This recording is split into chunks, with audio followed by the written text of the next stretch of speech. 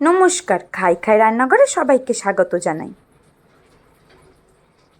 আজকে যে রেসিপিটি আমি আপনাদের সাথে শেয়ার করব তার জন্য প্রথমেই আমি আলু আর ডিমটা সেদ্ধ করে নিয়েছি। এরপর যা যা লাগবে তা হলো গাজর, বিনস, পেঁয়াজ, লঙ্কা, ধনেপাতা আর কর্নফ্লাওয়ার।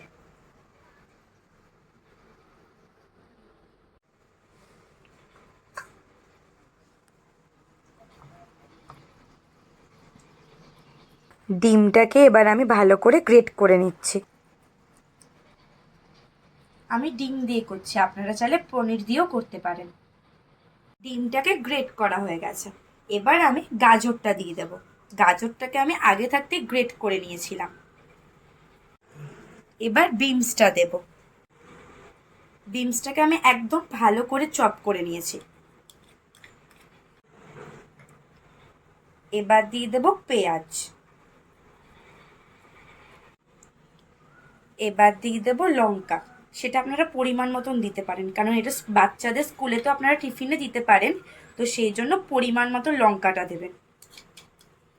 সন্ধেবেলার জল খাবারে তো এটা আপনারা খেতে পারেন। এবার আমার সব সবজিগুলো দেওয়া হয়ে গেছে। এবার লাস্টে আমি দিয়ে দেবো কর্নফ্লাওয়ার। কর্নফ্লাওয়ারটা আপনারা পরিমাণ মতন দেবেন। এবার দিয়ে দেবো পরিমাণ মতন গরম মশলা। এবার দিয়ে দেবো স্বাদ মতন নুন। এবার দিয়ে দেবো পরিমাণ মতন গোলমরিচের গুঁড়ো। আপনারা এই গোলমরিচের গুঁড়োটাই বাচ্চাদেরকে দিতে পারেন, খুব একটা ঝাল হবে না। এবার আমি ভালো করে এটাকে মেখে নেব।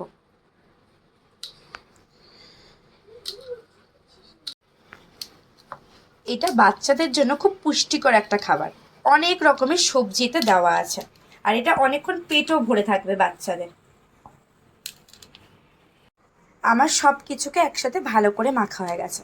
এবার আমি একটা একটা করে টিক্কির আকারে করে নেব। হালকা গোল করে নিয়ে চ্যাপটা করে নিলাম। আমার আর একখানাও রেডি হয়ে গেল।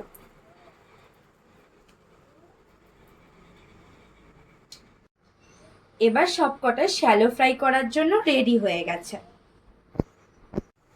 এবার আমি তাওয়াটাকে বসিয়ে নিলাম। তাওয়াটা হালকা গরম হওয়ার পর তাতে আমি বাটারটা দিয়ে দিচ্ছি।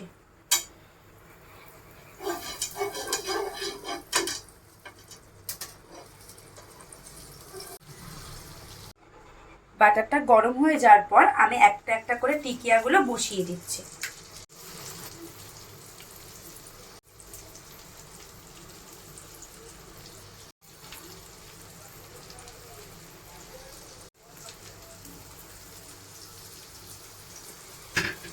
টিক্কাগুলোকে আমি লো ফ্লেম করে শ্যালো ফ্রাই করে নিচ্ছি।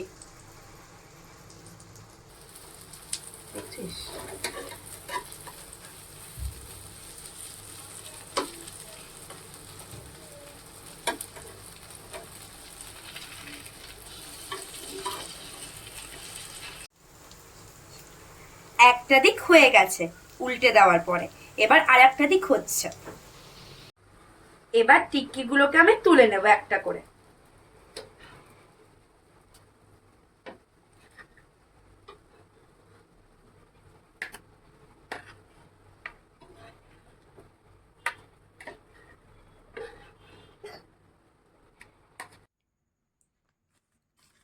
আমাকে আমার একজন সাবস্ক্রাইবার গিফট করেছে, তার নাম ঝর্ণা আন্টি।